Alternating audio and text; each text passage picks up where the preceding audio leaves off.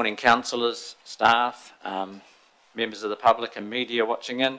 Welcome to this Three Waters Committee meeting.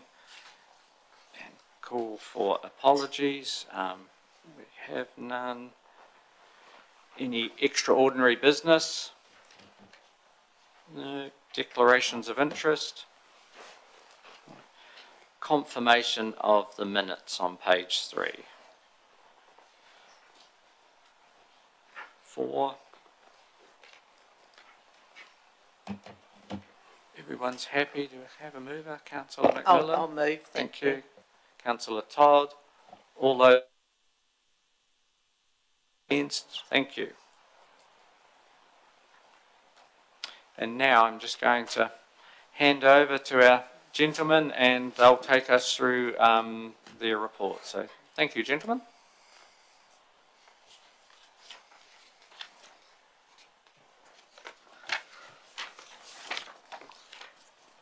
Good morning, everyone. So we'll go to item number 5, Three Waters Operations. So the reports are for both November and December. The number of CRMs are presented for both months. If you have any questions regarding the CRMs. So with the 64 CRMs for Ashburton, that's spread across the three waters, isn't it? It's not just for one item, and then there could be multiple CRMs for any one event? Correct, yeah. Yeah. So you would say that 80% of the CRMs would be on lakes, the others would be low pressure, blockages in wastewater, and some stormwater issues. Okay, Councillor McMillan. Thank you, through the chair. So all of these CRMs would be closed off now, or are some still, you're still working on them? Most of the priority ones are closed off immediately within 2 hours. Okay. And there are some that are closed within 1 week. The stormwater ones would normally be longer. Okay, thank you. Item 5.2, Ocean Farm. So just one, Andy, yeah. Did you have a comment there? Well, I was just going to say, we talked previously about potentially trying to map this and make it available to the committee and the community through some sort of online mapping. So we'll do some work on that and see what is able to be done with the information we have. But what we sort of foresee is being able to present a link in the agenda which will take you to a public map displaying the CRM locations. Just again, it's information, gives the community a bit of oversight of what we're doing. Thank you. Fernando. Yes, item 5.2, item number 3. During the last report, there was a report saying that drone was used for fertilizer spreading, but it's actually herbicide. So I just want to make that correction. Just out of curiosity, how much herbicide can a drone carry? Does it? Do you know? Sorry, you probably don't know. Yeah, no idea. Yeah, sorry, but I was just trying to imagine it. But yeah. Mr. Mayor. The Ocean Farm tender that was let for the grazing, what was the result? So we received one tender. So we actually reached out to a couple of companies and we extended the period for tendering to be able to accommodate all of them. But at the end, we only got one tender. That is from the current contractor. So have you let the tender or not? Come again? Has it been let? Yeah, it's being let, yes. And it's been awarded. Yeah. Got any dollar figures? It's $14.75 from the top of my head. Ooh. It's $14.75 per kilogram. No, I think we're mixed matches. How does that compare with the current tender? Yes. It's $11.50 as far as I can. So it's quite there's an increase. Yeah, it's the grazing of the stock this Yep, time. It's not for the that's cutting of the grass, so it'll be $1 per head per week. Per head per week. Yes. So how does that compare to the previous year? Has there been an increase? There's an increase. Yeah, yes. cool. What was the amount? $14.75 or something per head, was it? per head per week. I have to Capital flight. check this out. Doesn't sound right. Yeah. We can confirm that. We'll just We'll confirm confirm that. it, Yep. yes. Yeah, that'd be good. Okay, projects.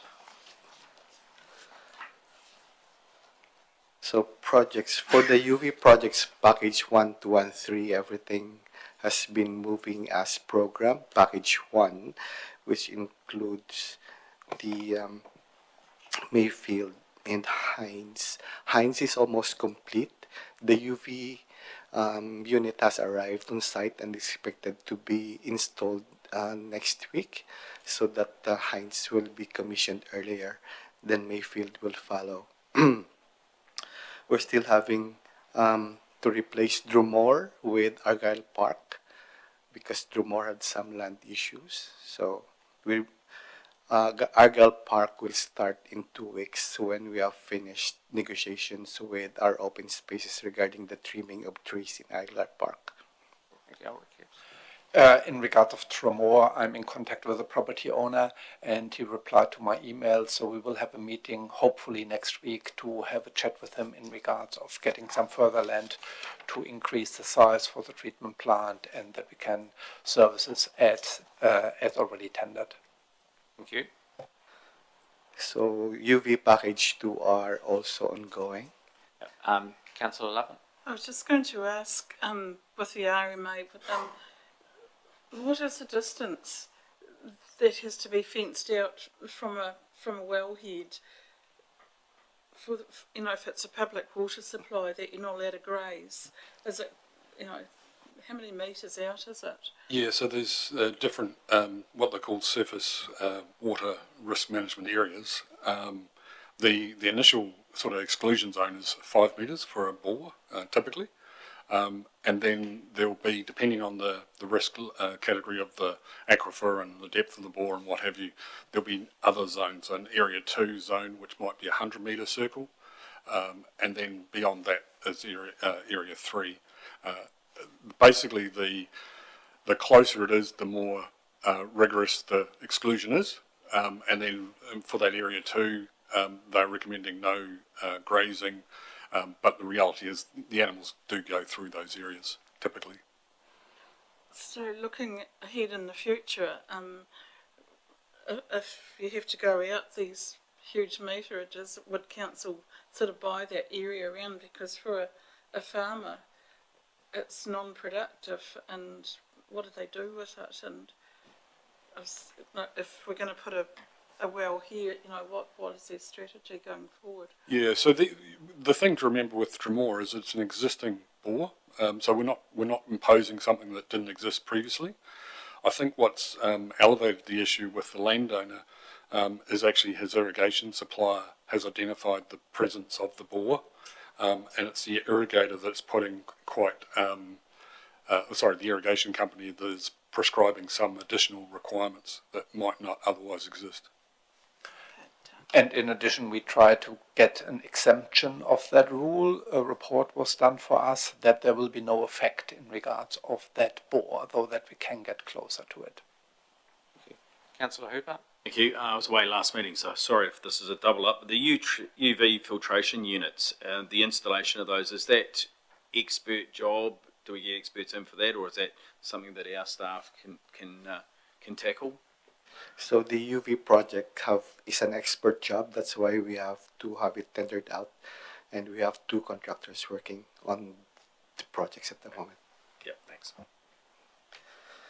So we're going to the Just got a question from the Mayor. Hi. Just on the UV, we heard at a meeting not so long ago that the project had been delayed because you never had the UV filter. From Canada, they were coming. Yeah, Yep. but this is not telling us that, or is it?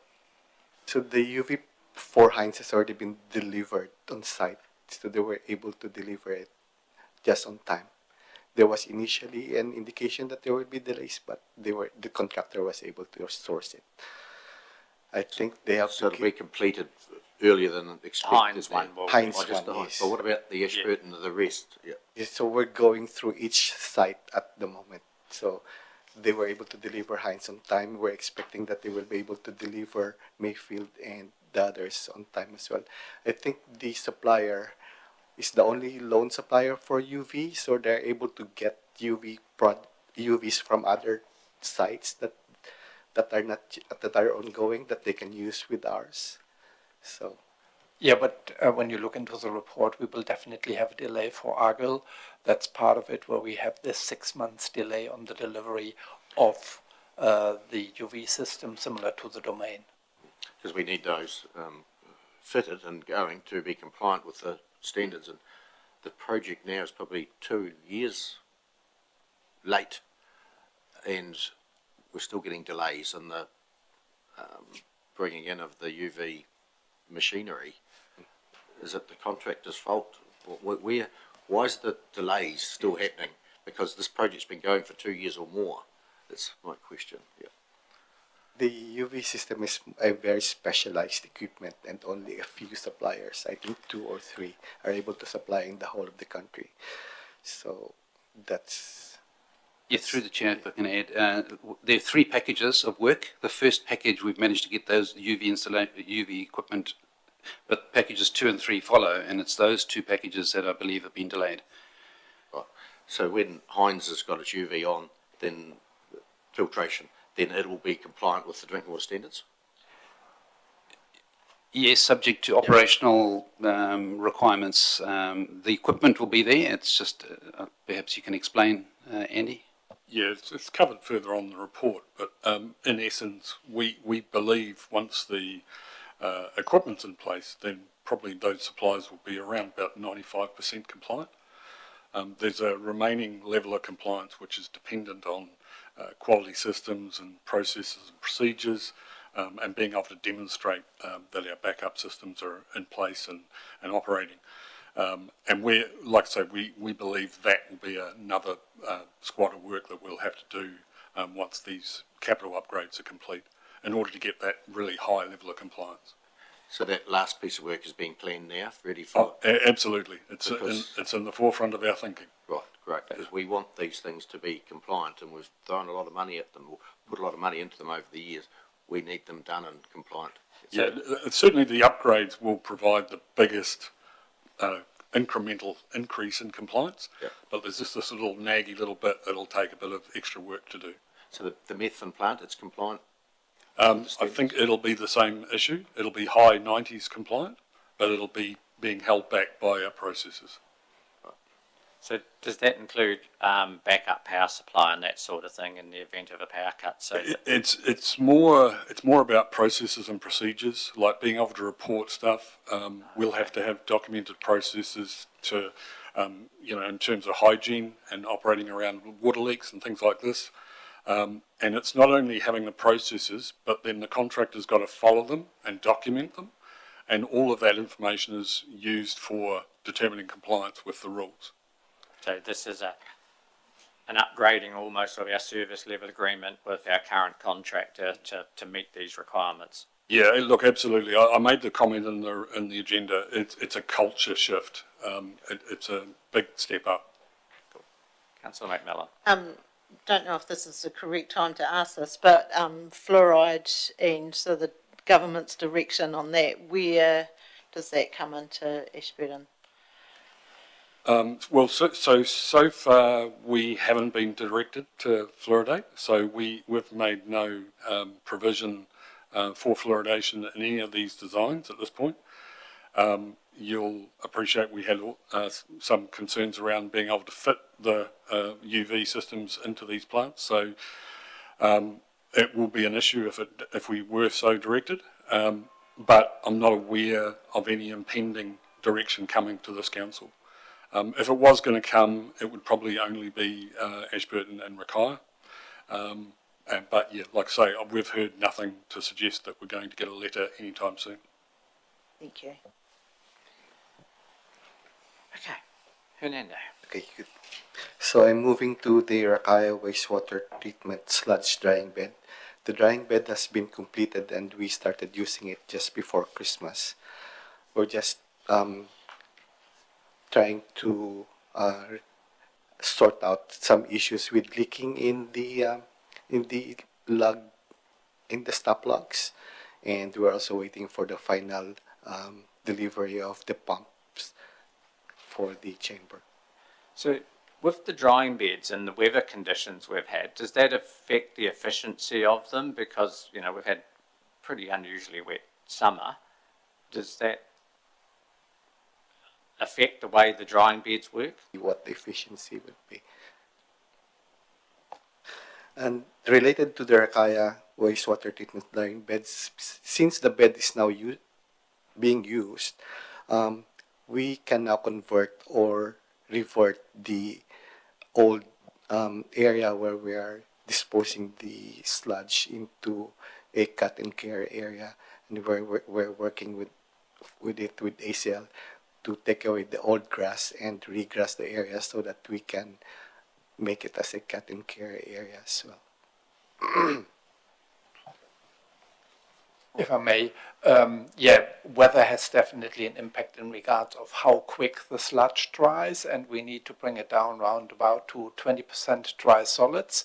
When the sludge beds getting pumped in with the sludge, they are sitting over 90% dry solids. So it's really weather depending, but we have 12 sludge beds in place, so we have enough capacity to cater for that weather events as well. And then you just said that ACL taking away the grass, but it'll be more the soil under the grass they'll have to be taking away, is it? And then what depth do they have to go to? Correct. They have to take away the soil below it. We're still in the process of investigating how deep it is. So we have just started talking with them. But our consent requirement says that after 1 month, we can already use the land. So that's already starting this month, we can actually convert it into cut and carry area. Where do they take it to? The same contractor will be used, so it will just be included in this area to cut and carry. The stuff they're taking away, where the do they contaminated take it to? soil, if you like, where's that going? Most probably we'll have to bring it to landfill. Your budget for that? Andy will have to look for money.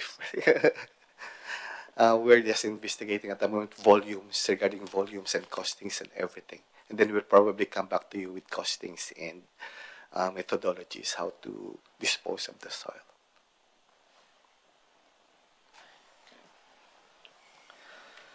So going forward to the grid chamber pipeline renewal. So the pipeline renewal project has started just before Christmas, and so far they have already laid 187 meters of pipe up to manhole number 1. So so far the project has been tracking just as programmed.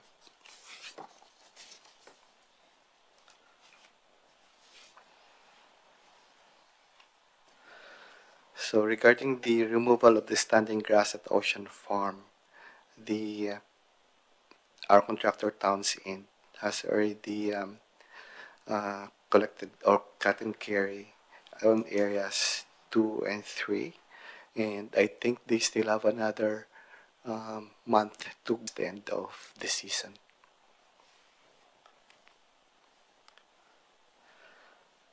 For UV packages 3, which is for Ashburton and Bridge Street, we're still in the process of identifying and sourcing out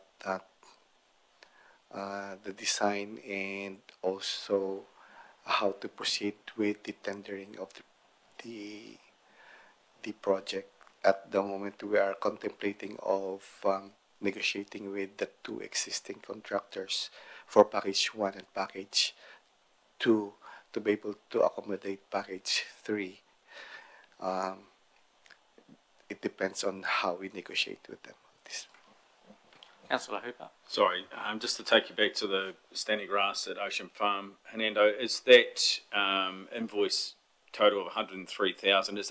How does that compare with previous years? Has it been quite a good growing season down there? Yeah, this is just the first season, so we still have 2 more seasons. Yeah, We're just. That's looking pretty good. Yes. Yeah. Same as last year. Awesome.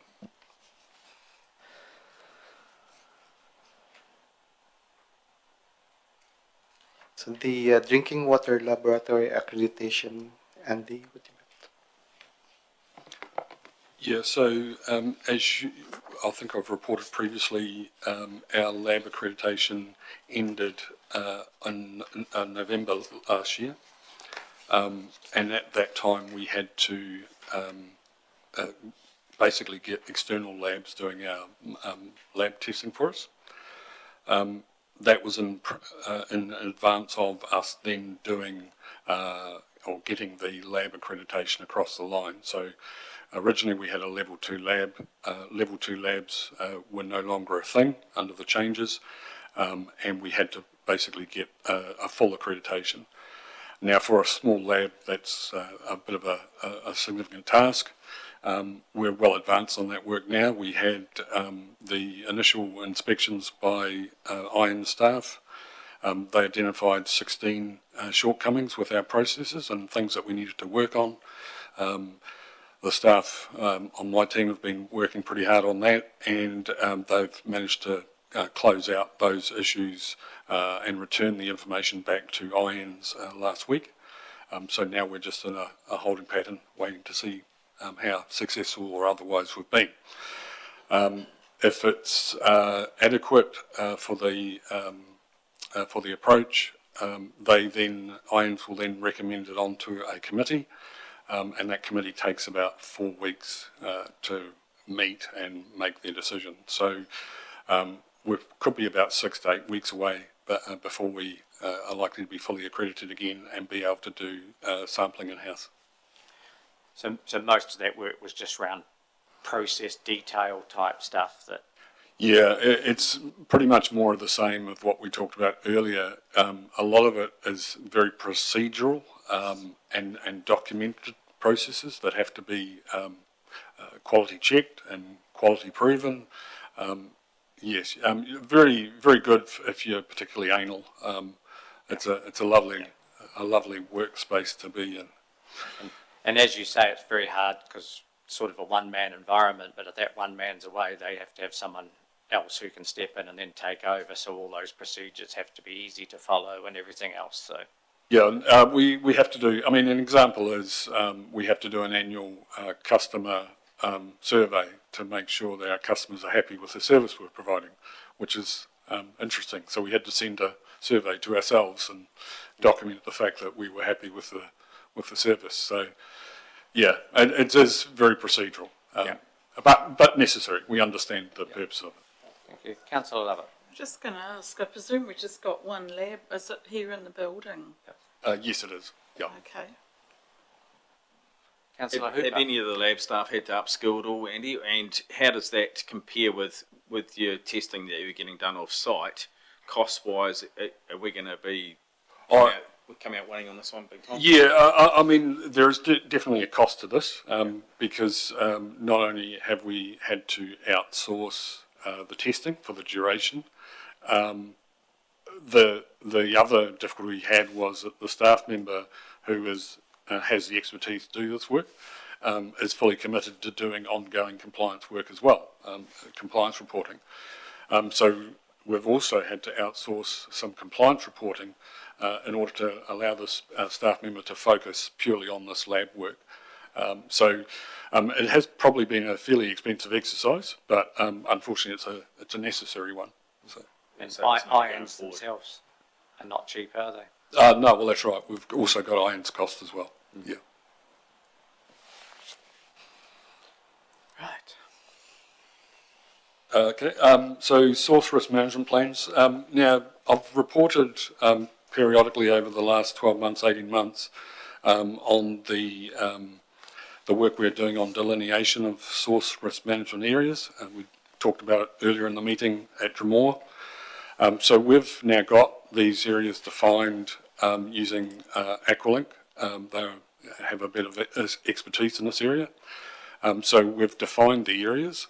The next step, which is a legislative requirement, is actually to prepare source water risk management plans.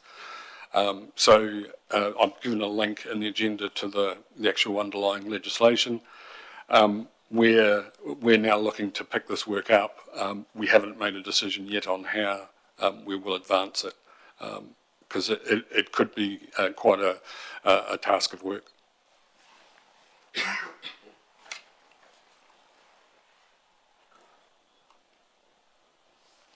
North Ashburton water main extensions. So again, this is new water supply reticulation to service the northeast area of Ashburton. We don't have a plan to actually do a project to extend the water main out there at this point, but we now do have engineering plans for those water mains. And as a result of a submission to the LTP, we're looking to consult with one defined triangle of land out there where we'd had a submitter that expressed interest in the supply. So that consultation work is looking to get underway in March.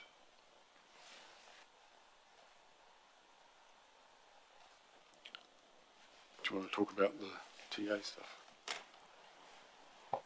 Yeah, maybe in addition, we have done as well an exercise in regards of servicing the area with wastewater, but that's only in a concept design stage at that point of time. There is no budget available from a capital works perspective to service the site. We will see what kind of replies we are getting back from this triangle, what we are looking at the moment, and then proceeding further if there is a further requirement to service wastewater as well, which is a little bit more complicated throughout gravity systems and pump stations needs to put in place to bring it to an existing network. So carrying on, the drinking water acceptable solutions for mixed use rural water supplies. We've been invited to a workshop with neighbouring councils and Te Mata Arawai to discuss their acceptable solution. As they indicated to council at a workshop here, they are receptive to potential changes to the acceptable solution in order to make it more attractive. So we are hopefully going to discuss at the workshop some of the concerns we have, and they can take that back and feed it back through their processes. It can't be underestimated how important this is for the Montalto solution. So next meeting, you'll have an update for us following on from your meeting. Thank you. Yep. Yeah, in addition to what Andy just mentioned, this is really around the acceptable solutions for mixed rural use supplies.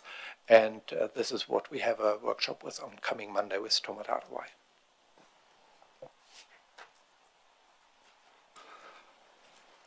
Next line is the pipeline renewals. So this is actually the design phase, survey and design phase for those projects. We're in a fairly good place. We're expecting the package of tender documentation to be available towards the end of the later part of this month. And that will allow Hernando's team to get with an early tendering and potentially get things underway very early in the next financial year. I think from memory it's quite a big program, so it's important we hit the 1 July start, or July start anyway.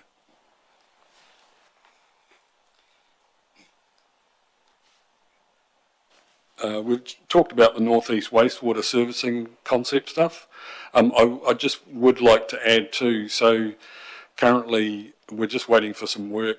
We've asked Becca to do some work on their GIS to determine the servicing platform limits of their concept they have, because it's important to understand just how far we could actually service.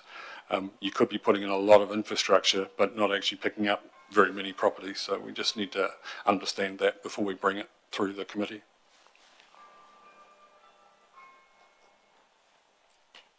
Ocean. Yeah, I think that this work is important to do. The cost will be the cost, but there's no alternatives for the no financially sustainable alternatives for the people out there if they want to build homes on their land out there. So if it comes in at hundreds of thousands of dollars, then they need to know that cost so they can, the land will be priced accordingly and whatever, but we may have to service it if there's a demand, and the cost will be what the cost is, but they need to know what the cost is. So good work being done. Yeah, the only other thing I'd say is, so at the moment, the concept that Becca have come up with, it looks like it's about 3 network pump stations, but I do have some concerns that we may not have that wider expanse of servicing. So the GIS work that we're just waiting for will answer the question whether we need another 2 pump stations or otherwise, and then that might call into question the whole idea of a gravity option. It might have to be something else. So again, it's important information. We're making progress.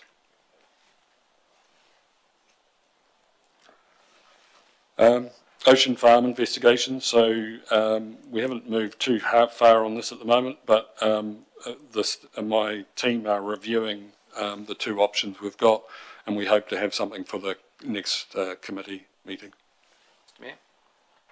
We were supposed to have it at this meeting, as looking at the minutes of the previous meeting we had. This needs to progress faster rather than slower, because we need that ocean farm to be compliant, and this is a key to it being compliant, and we know it's not compliant, so we need to be doing this work. So the requests you gave the companies, they came in October 18th of last year. We're now mid-February. It needs to progress faster than what it's going. Councillor Lovell?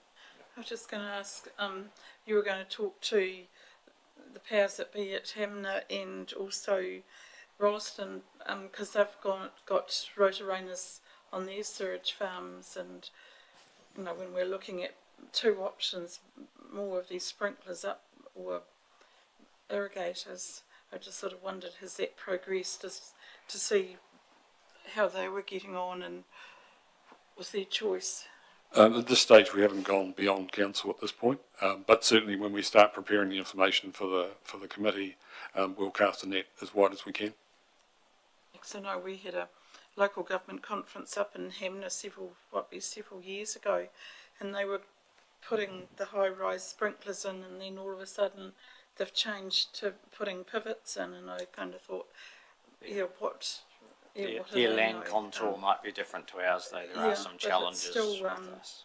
You're going to put one system in and go on to another, whether it's because they can work the paddocks, the land better under pivots. And yeah, so we've done what council has asked us to do, which was to invite 2 other irrigation companies to provide proposals, and we'll provide those proposals to the committee for consideration. They did have some options in there, but both of them have ended up with centre pivot combinations.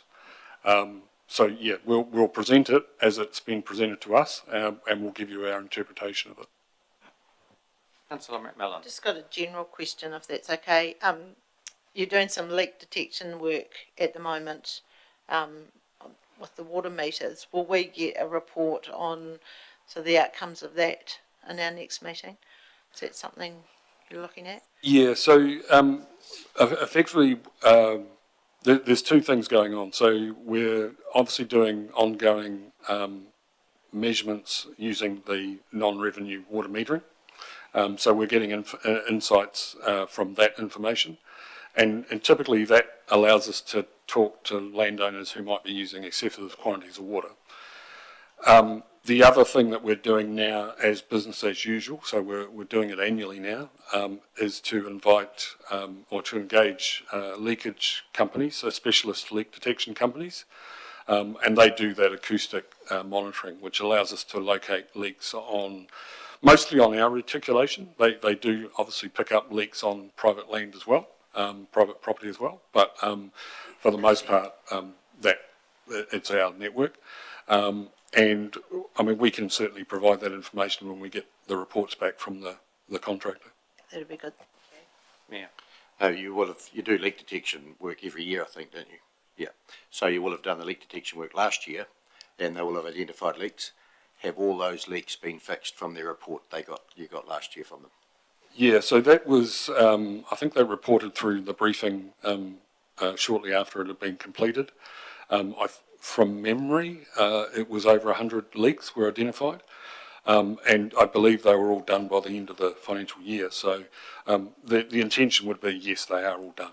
Yeah. Were they big leaks or little, what's? A combination. Quite often, most of the leakage might be down to a small number of sites, and then there's just lots and lots and lots of smaller stuff. So it does vary. Thank you. Maybe in addition to that, what Andy just mentioned, though that feeds not only in a fix of a leak instantly, as well into a renewals program. And you see already a pipe get 10 leaks in a month, you need to do something proper instead of just fixing that leak. So that feeds into the renewals program as well. Thank you.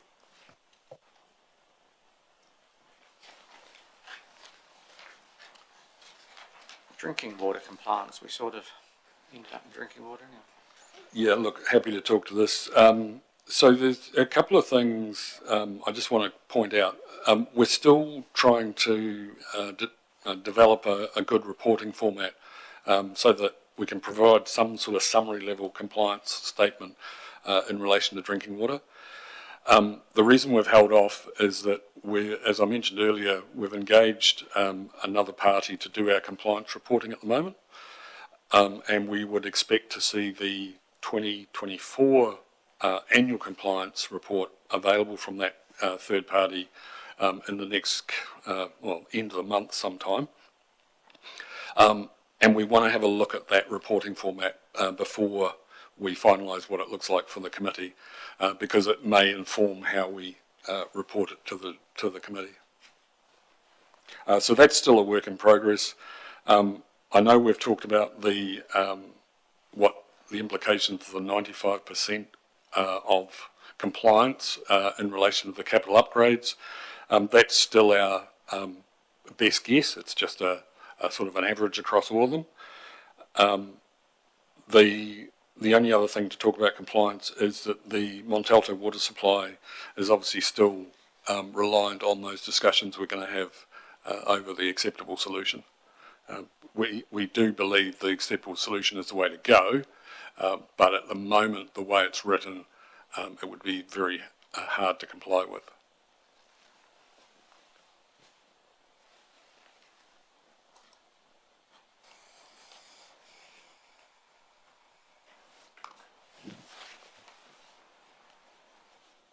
Questions there?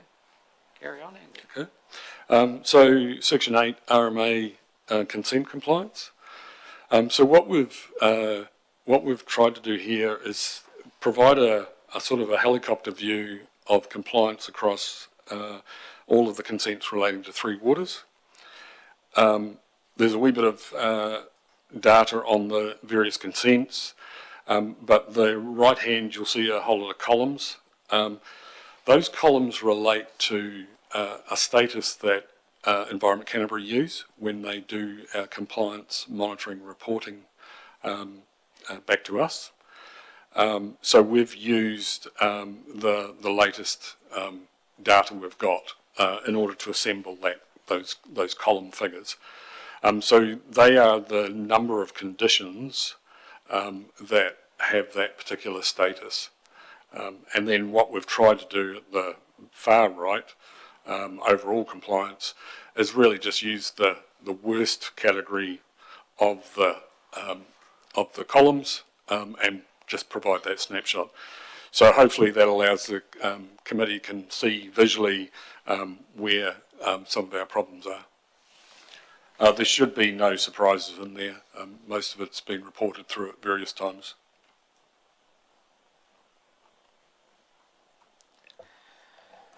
Councillor McMillan. Thank you. Through the chair.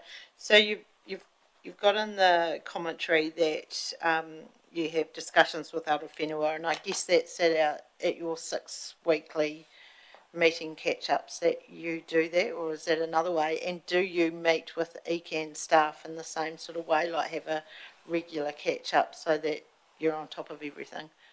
Yeah, so we have a 6 weekly liaison meeting with Environment Canterbury staff, at least their monitoring staff. That's been very, very helpful working through some of the issues that are concerning them. But also I think it provides Environment Canterbury staff a bit of insight into some of the difficulties or constraints that we operate under as well. So It's absolutely only a good thing. They do actually help quite considerably. And the other thing, we're going to be looking to use them a bit more proactively in the coming meetings this year to sort of flag things that we're concerned about that they may not already be aware of. Yeah, okay. So the idea was, you know, forewarned is forearmed, if that's the right way around.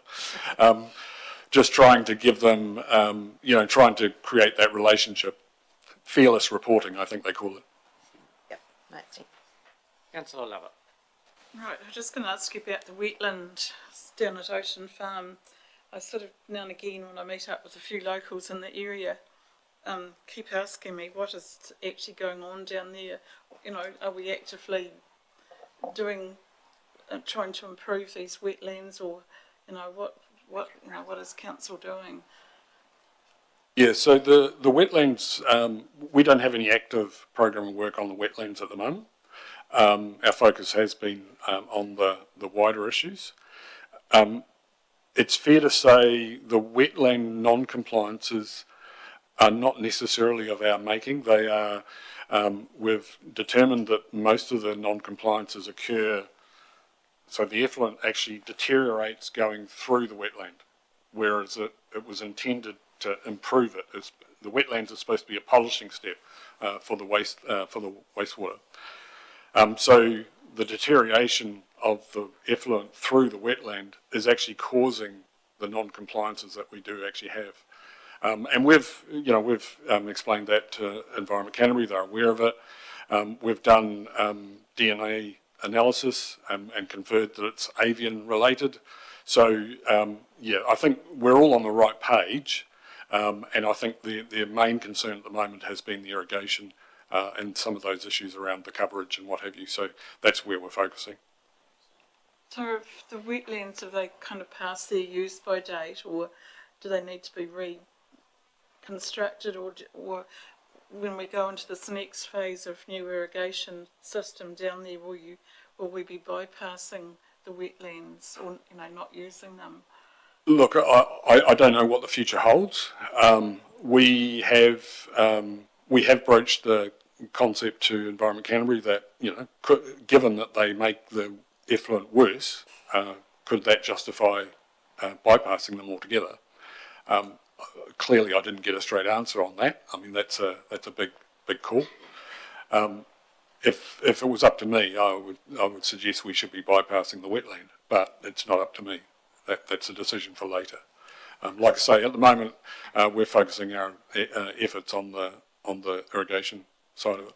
Because there's a lot of birds nesting and living in there, and they're probably creating a huge problem. If it's anything, any consolation at all, the birds love it. But they love it too much. Maybe in addition to Andy's comment, bypassing is definitely an idea, but we need to look as well in regard of the quality of the water, bypassing in regard of suspended solids. When I had my visit out there, what's coming into the wetland has some solids in it which will not go through then the irrigation pivots. So we need to balance that. So the water quality coming through the wetland from a visual perspective looks pretty good, but not from a treatment perspective in regards of E. coli. Thank you. Mr. Mayor. Just in the commentary on the compliance report, it talks about there's been a long-standing issue for ADC because of the wetlands due to budget constraints. I'm unaware of those budget constraints. You haven't asked for monies for remedying it, I don't think. Yeah, no, you're right. That's probably not entirely correct. Yeah. If we could amend the report, we could. Can do. Thank you.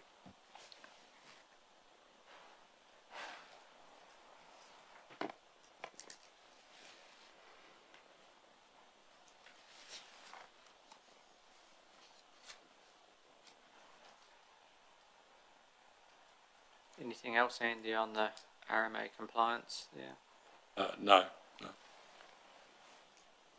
I'll just add, I think just picking up on that about the budget for the wetland, I think what we have discussed is that the money that we identified for that is probably best used elsewhere. And the investigation is just going into that. I think that's what we referred to in terms of the budget. We believe that budget that was identified is best used elsewhere. Yeah. Right, speaking of budgets, we're into the financials.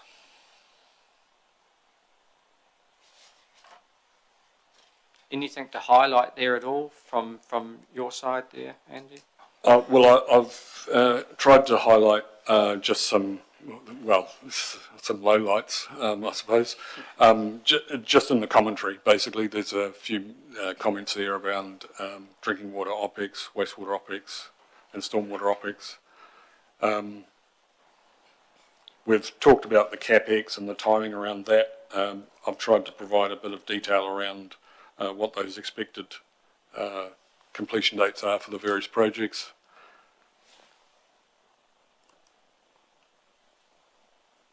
Probably I suppose, a wee bit of good news, notwithstanding we're talking about a favourable variance that will be carried over for water in the wastewater CapEx, because the very strong tendering for both the sludge beds and the grit chamber, we're looking to come in well and truly under budget for those projects. So that'll be a saving. Any questions there, Mr. Mayor? Yeah, and the savings are great when you get good prices, which is good, but would we carry them forward being a capital expenditure? We would just not borrow the money, I would think. Yeah. And Yeah, no, and absolutely. another project next year will have its own fund. Sorry, through you, Mr. Chairman, if the job is complete and it's under budget, we don't seek a carryover of the unspent budget. We re-budget for the projects that council considers and might approve in the next budget period. So it's a genuine savings rather than flowing through to a carryover. Carryovers are really associated with work not completed rather than underspending on some good tender rates. Thank you.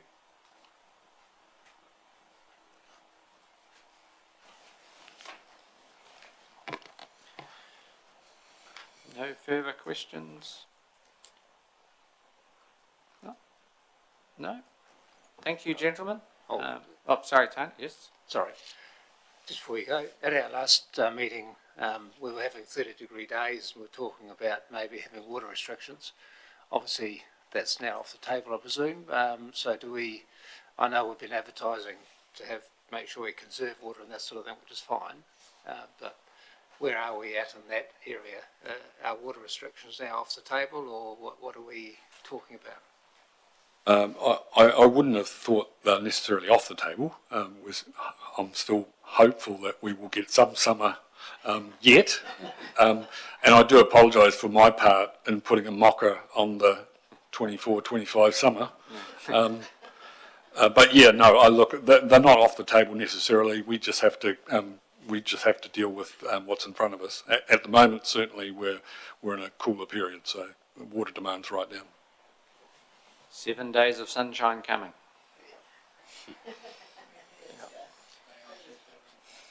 Thank you, gentlemen. End of meeting, yes.